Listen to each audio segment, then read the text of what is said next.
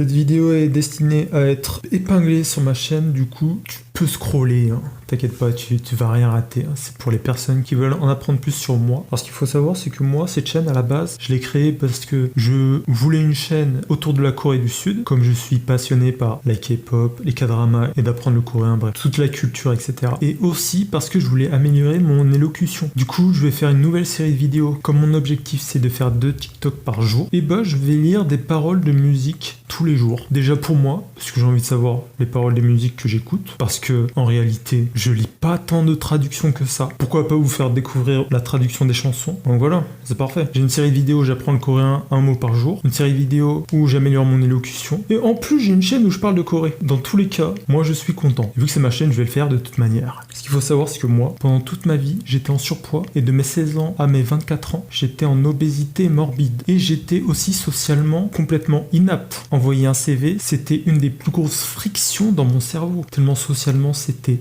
le néant. Aujourd'hui, j'ai perdu 50 kilos et je peux tout à fait aller dans la rue et demander à n'importe quel inconnu c'est quoi leur sandwich préféré, thon mayonnaise, poulet mayonnaise, avec du saumon. Ce n'est absolument pas une friction pour moi de faire du contenu dans la rue. Je dis pas que je serais aussi à l'aise que les personnes qui ont tourné leur contenu autour des caméras cachées, on va dire. Moi, ça me fait absolument pas peur de faire ça maintenant. C'est vous dire à quel point, en 4 ans, j'ai changé. Et j'ai refusé 3 CDI aussi, parce que je n'ai absolument pas envie de vivre cette vie-là. Étonnant, je n'ai pas envie de vivre la vie où un patron te dit quand tu as le droit d'aller pisser.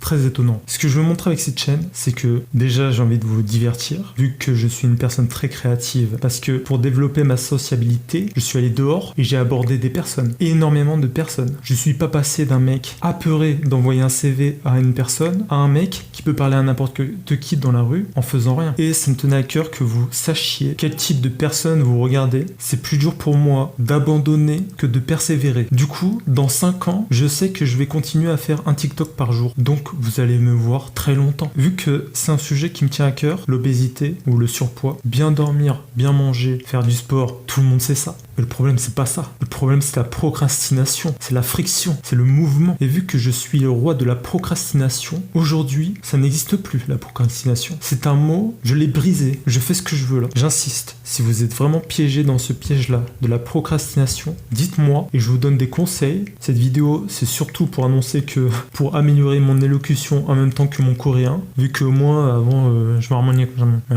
Je m'appelle Teva. Ah, t'as dit quoi? Bouddha, j'articulais rien du tout avant.